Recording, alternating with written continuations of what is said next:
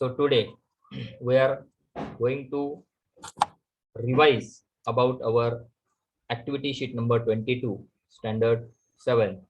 These activities, bridge science bridge course, they are from standard 6.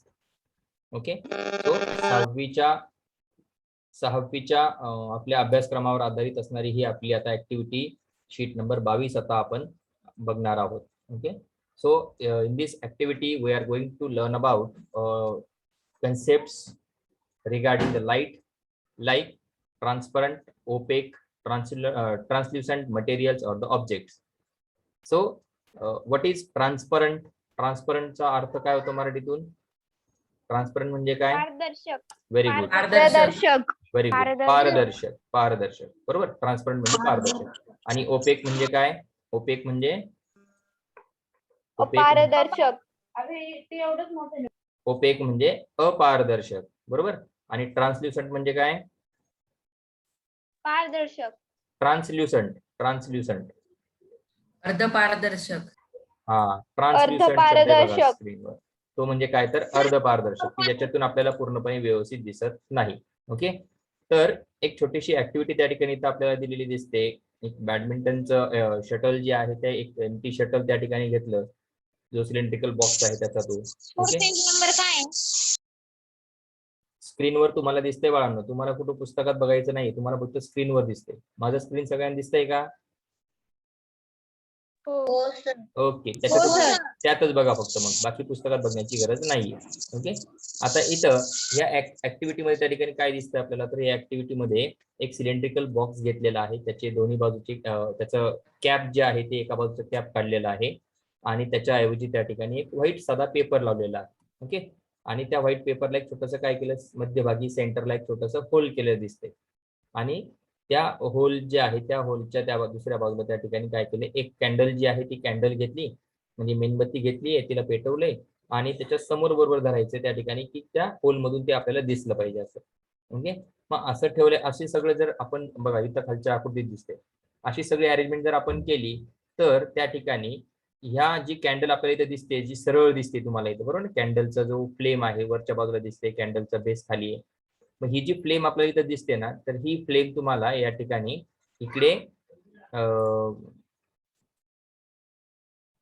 He G flame दिसते ना, तर ह्या फ्लेमचं त्या ठिकाणी तुम्हाला इकडे याच्या ह्या स्क्रीनवर, इकडच्या ह्या स्क्रीनवर दिसताना ती कशी दिसेल, तर ती फ्लेम जी आहे तुम्हाला ती उलटी दिसते. ओके, एक सिंपल छोटस एक खेळणं आहे, आपण त्याला पिन होल कॅमेरा असं म्हणतो. त्या पिन होल कॅमेराचं त्या ठिकाणी याच्यात काय ती कन्सेप्ट या ठिकाणी वापरली गेलेली आहे. ओके, मग इथं खाली जर बघितलं, now you will see an upside down और inverted image of the flame on the thin paper at other end. आता हे पिन होल कॅमेराचं जे टेक्निक आहे ते काय इथं बघूया. इथं बघा समोर एक कॅन्डल दिलेली होती, या कॅन्डलच्या वरती जी फ्लेम म्हणजे त्याची जी ज्योत जळते आहे, त्या ज्योतीपासून निघालेला जो काही प्रकाश किरण आहे, बरोबर, लाईट रेज आहे त्याच्यातले, इथं जर तुम्ही बघितलं तर हे लाईट रेज जे ते कुठे जाते, ह्या होल मधून जाऊन ते खालच्या दिशेला जाणार आणि इकडचा एक जो असणारा प्रकाश किरण आहे तो तिकडे क्रॉस होऊन वरच्या क्रॉस झाले इथे एकमेकांना. आणि म्हणून जी कॅन्डल तुम्हाला इथं अशी सरळ दिसत होती, जी कॅन्डल तुम्हाला इथं अशी सरळ दिसते, ती तुम्हाला त्याची इमेज स्क्रीनवरती ही कशी दिसणार आहे, उलटी दिसणार आहे. Inverted effect. इन्व्हर्टेड म्हणजे उलट प्रतिमा. ओके, त्याला इन्व्हर्टेड इमेज असं म्हणतो आपण. हे सगळं कशामुळे होतं, एक साधं सिंपल लॉजिक त्याच्या मागे आहे, ते म्हणजे काय तर पिन होल कॅमेराचं त्या ठिकाणी तिथे ते आपल्याला पाहायला मिळतं. आता आपण जे म्हणतो की ट्रान्सपरंट, ट्रान्सल्युसंट आणि ओपेक, आता तीन दरवाजे त्या ठिकाणी किंवा तीन खिडक्या आपल्याला त्या ठिकाणी दिसत आहेत आणि त्या प्रत्येक खिडकीला काय एक पेन आहे. पेन म्हणजे त्या ठिकाणी तावदान किंवा काच त्या ठिकाणी लावलेली आहे, बरोबर. एक खिडकी, या पहिल्या खिडकीतनं जर तुम्ही बघितलं, या पहिल्या खिडकीतून जर आपण आरपार बघितलं तर आपल्याला बाहेरचं दिसतंय का? खिडकीतून दिसतंय, स्पष्टपणे दिसतंय. वरती आकाश दिसतंय, ढग दिसतायत, खाली गवत दिसतंय. आता 2 नंबरच्या खिडकीतनं ज्या काचेतून जर बघितलं आपण, तर ते आपल्याला थोडंसं धुसर दिसतंय, है ना, अंधुक दिसतंय, धुसर. आणि 3 नंबरच्या खिडकीतनं आपल्याला काहीच दिसत नाहीये बाहेर, बरोबर. मग इथं जी पहिली 1 नंबरची खिडकी, ज्याच्यातून जिथं काच वापरली, की ज्याच्यातून आपल्याला पलीकडच्या बाजूचं अपोजिट साईडचा आपल्याला जो व्ह्यू आहे तो क्लिअर दिसतोय. Okay, so we can see an clear view which is outside of the or outside the window. त्या विंडोच्या आउटसाइडला बाहेरच्या दिशेला असणारा जो काही व्ह्यू आहे तो आपल्याला क्लिअर दिसतोय तिथे. Okay, in case of the second window so we can see a blur image. त्या ठिकाणी आपल्याला जी बाहेरची किंवा त्या बाजूची जी काही व्ह्यू आहे तो आपल्याला थोडासा अंधुक दिसतोय, ब्लर दिसतोय. Okay, that is it is not so clear. बरोबर, तो सो एकदम छान असा क्लिअर नाहीये. आणि third window, so we can not see any view outside the window. त्या विंडोच्या आउटसाइडला असलेला कोणताच व्ह्यू आपल्याला त्या ठिकाणी स्पष्टपणे दिसत नाहीये. बरोबर आहे. सो मग याच्यावरून आपण सांगणार की व्हॉट इज ट्रान्सपरंट. ओके,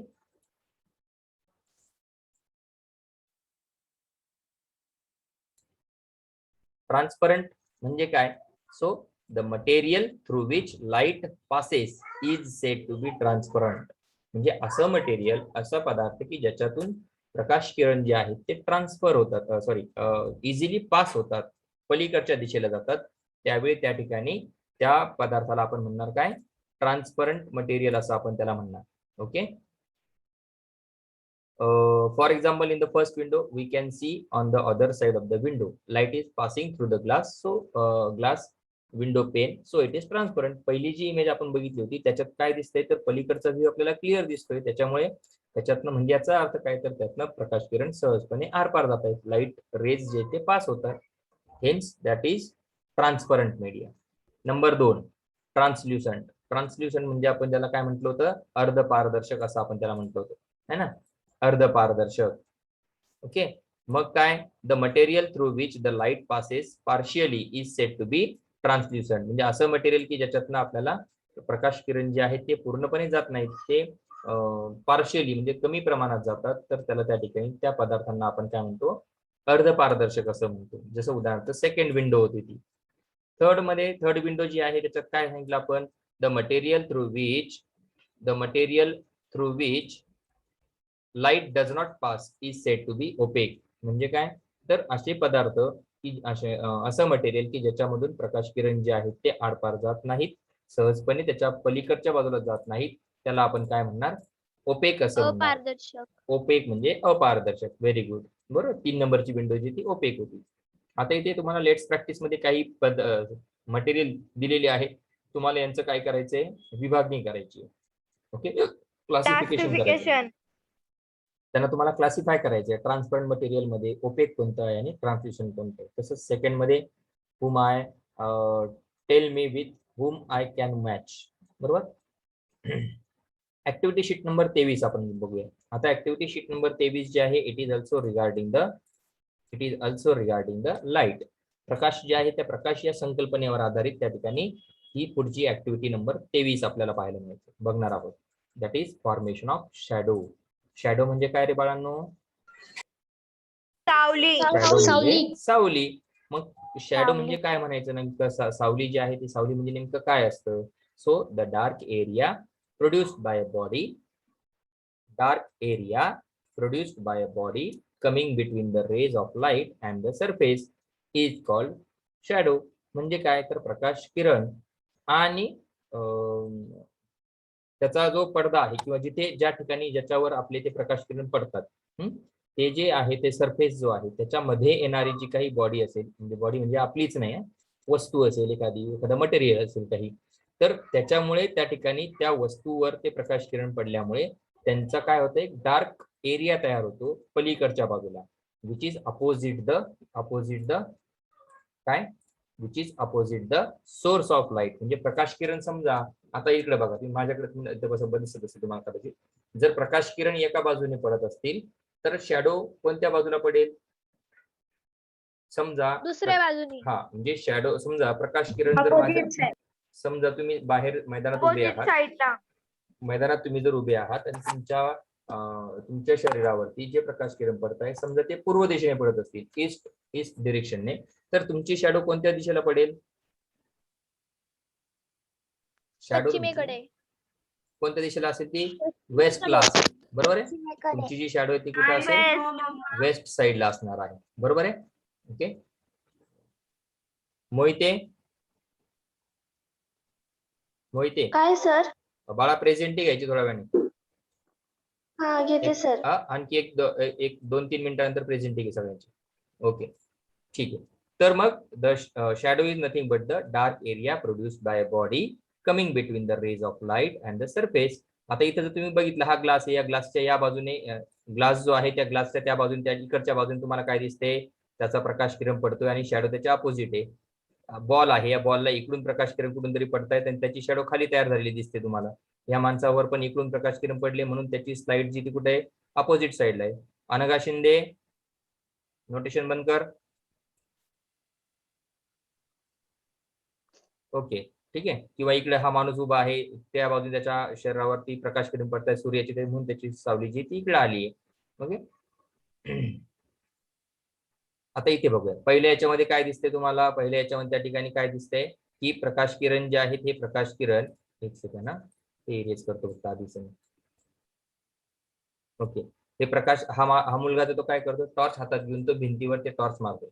इथे काहीच नाही, परंतु ज्यावेळी एखादा दुसरा व्यक्ती त्या टॉर्च म्हणजे प्रकाश किरण या टॉर्च मधून बाहेर जे पडतायत त्यांच्यात आणि ह्या स्क्रीनवर आहे त्याच्यावर त्यांच्यामध्ये उभा राहिला, तर प्रकाश किरण ह्या व्यक्तीवर पडले, त्याच्यामुळे त्याची शॅडो पाठीमागच्या दिशेला आपल्याला पाहायला मिळते. ओके त्याची जी शॅडो आहे ती तुम्हाला त्याच्या बॅक साईडला पाहायला मिळते. Okay just a minute. So if an opaque object comes in the way of light does not pass through it. बरोबर. जर एखादी वस्तू जी आहे ती लाईट सोर्सच्या मध्ये आली, कोणती तर ओपेक म्हणजे अपारदर्शक वस्तू आली, तर त्यामुळे त्या ठिकाणी त्या ओपेक सबस्टन्सेस मधून ऑब्जेक्ट मधून light will not pass through it, त्याच्यातून लाईट जी ती पास होणार नाहीये. आणि म्हणजेच काय, as a result the light does not reach the wall or any other surface on the other side of the object. त्यामुळे त्या ठिकाणी त्या वस्तूवर प्रकाश किरण पडल्यामुळे काय झालंय, ते प्रकाश किरण त्या अपारदर्शक वस्तूवर पडले, त्यामुळे ते पाठीमागे गेले नाहीत, परंतु त्या ठिकाणी त्याच्यामुळे काय झालं की तो जो एरिया आहे त्याच्या आजूबाजूचा जो एरिया आहे त्याच्यातनं प्रकाश किरण जात आहेत आजूबाजूला, ते डायरेक्ट भिंतीवर गेले, पण जिथे तो व्यक्ती उभा आहे त्याच्यावरती त्या ठिकाणी प्रकाश किरण पडले, म्हणजे पाठीमागून प्रकाश किरण जाणार नाही आणि म्हणून त्या ठिकाणी त्याची डार्क इमेज जी आहे त्या ठिकाणी ती तयार झाली. तो पार्ट जो तेव्हा तो डार्क झाला पाठीमागचा, and this dark part we called it as shadow of the object. त्याला आपण काय म्हणतो, त्या वस्तूची सावली असं म्हणतो, शॅडो असं म्हणतो. Okay the shadow of an object is formed only when the light does not pass through the object. Shadow कधी तयार होईल की ज्यावेळी त्या एखाद्या ऑब्जेक्ट मधून प्रकाश किरण पास होत नसतील, म्हणजेच ती वस्तू जी आहे ती काय असेल, अपारदर्शक असेल, ओपेक असेल, तरच त्या वस्तूची इमेज शॅडो जी आहे ती तयार होणार आहे. बरोबर. जर मी समजा काच ठेवला असता मध्ये, बरोबर, जसं आता इथं उदाहरण, इथे हा व्यक्ती हा मुलगा इथे दिसतोय तुम्हाला, या मुलाच्या ऐवजी त्या ठिकाणी जर इथं आपण एखादा काच ठेवला असता तर काय झालं असतं, त्याची शॅडो तयार झाली असती का पाठीमागे, ग्लास नाही, कारण glass yes because glass is a transparent material, त्याच्यातनं त्या ठिकाणी प्रकाश किरण मागे गेले असते, आरपार गेले असते, त्याची शॅडोज तयार झाली नसती. बरोबर. So the kind of shadow it forms depends upon the relative distance between the source of light, the object and the surface or the screen on which the shadow is formed. Okay? प्रत्येक वस्तूची जी सावली आहे ती सावली कशी तयार होते की कधी कधी ती मोठी असते, कधी कधी छोटी असते. एक साधं उदाहरण जर बघितलं आपण सकाळच्या वेळी किंवा संध्याकाळच्या वेळी जर आपण बघितलं, आपली सावली जी ती आपल्यापेक्षा पण खूप मोठी असते. इथे या चित्रात तुम्हाला दिसेल बघा, इथे या चित्रात तुम्हाला दिसेल, इथे त्या मुलापेक्षा पण त्याची जी शॅडो आहे ती काय खूप मोठी आहे संध्याकाळच्या वेळी. पण दुपारच्या वेळी जर बघितलं तर त्याची शॅडो जी आहे ती खूप छोटी दिसते, तो किती उंच असला तरी ती खूप छोटी दिसते शॅडो.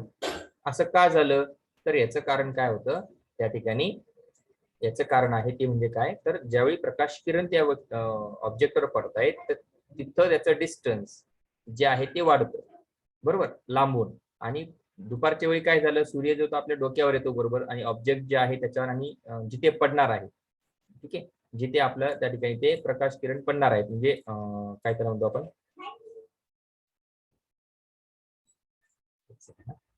जिथे प्रकाश किरण जिथे पडणार आहे, ज्या सरफेसवर पडणार आहे, तो सरफेस आपल्या पायाच्या एकदम खाली आहे. आणि सूर्य वरून त्याचं जे प्रकाश किरण आहेत पडणारे ते कुठे आहेत? एकदम वरून पडणारे सरळ. त्याच्यामुळे आपली जी शॅडो आहे ती खूप छोटी दिसते आपल्याला.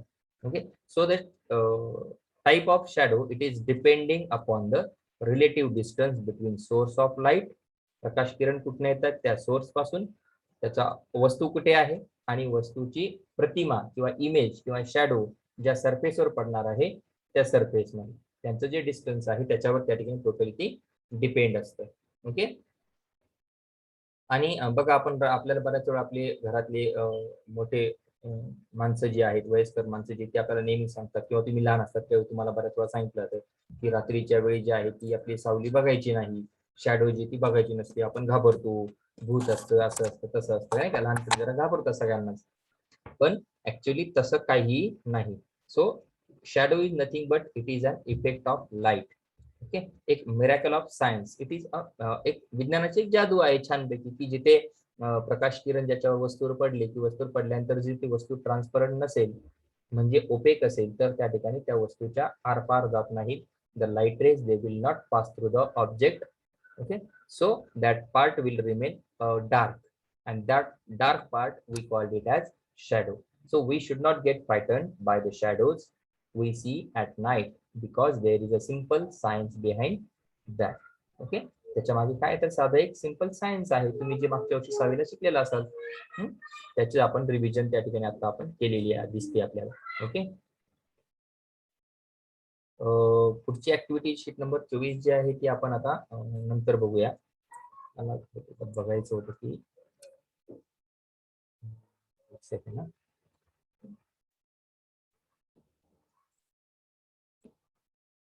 एक सेकंड थांबा.